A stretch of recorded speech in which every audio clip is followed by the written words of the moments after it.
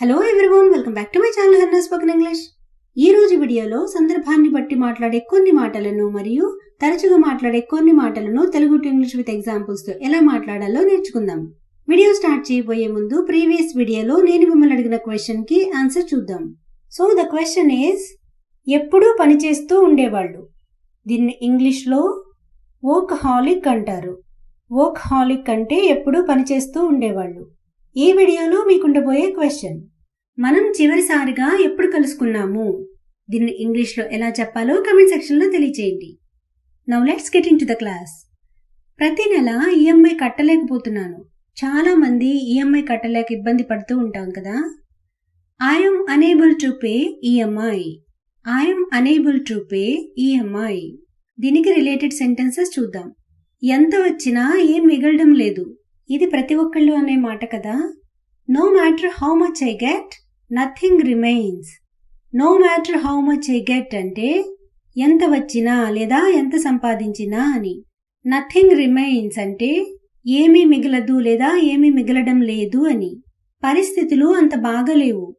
Things are not going smoothly లేదా things are not so good. అప్పు తీసుకుందామా అని ఆలోచిస్తున్నాను. I'm thinking to borrow.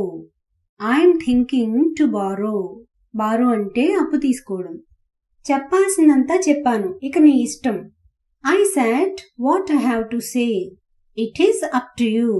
I said what I have to say అంటే నేను చెప్పాల్సిందంతా చెప్పాను అని. It is up to you అంటే ఇక నీ ఇష్టం. కొన్ని ఎగ్జాంపుల్ సెంటెన్సెస్ చూద్దాం. నాకు చెప్పాలనిపిస్తే చెప్పు, లేదంటే వదిలే. If you want to tell, tell me. Otherwise, leave it.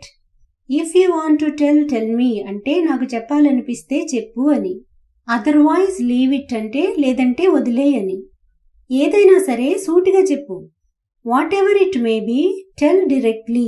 Whatever it may be అంటే ఏదైనా సరే. Tell directly అంటే సూటిగా చెప్పు అని.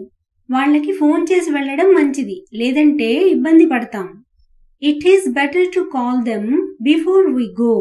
Otherwise, we will get trouble.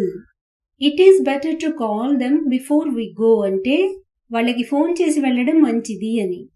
Otherwise, we will get trouble అంటే లేదంటే ఇబ్బంది పడతాం మనము అని. కొన్ని ఎగ్జాంపుల్ సెంటెన్సెస్ చూద్దాం. వాళ్ళకి చెప్పి చేయడం మంచిది. It is better to tell them and do. It is better to tell them and do. One more example.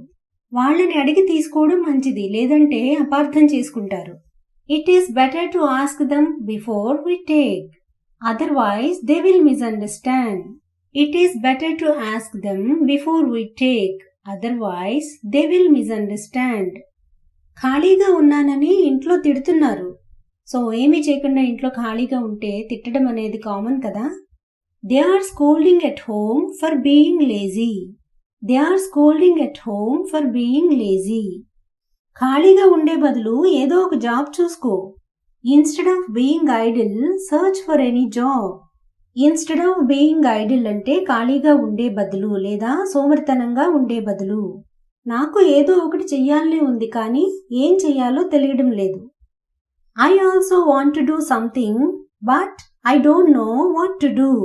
I also want to do something, but I don't know what to do. I also want to do something అంటే నాకు ఏదో ఒకటి చెయ్యాలనే ఉంది అని. But I don't know what to do అంటే కానీ నాకేం చేయాలో తెలియడం లేదు అని అర్థం. So guys, this is the class for today. Thanks for watching.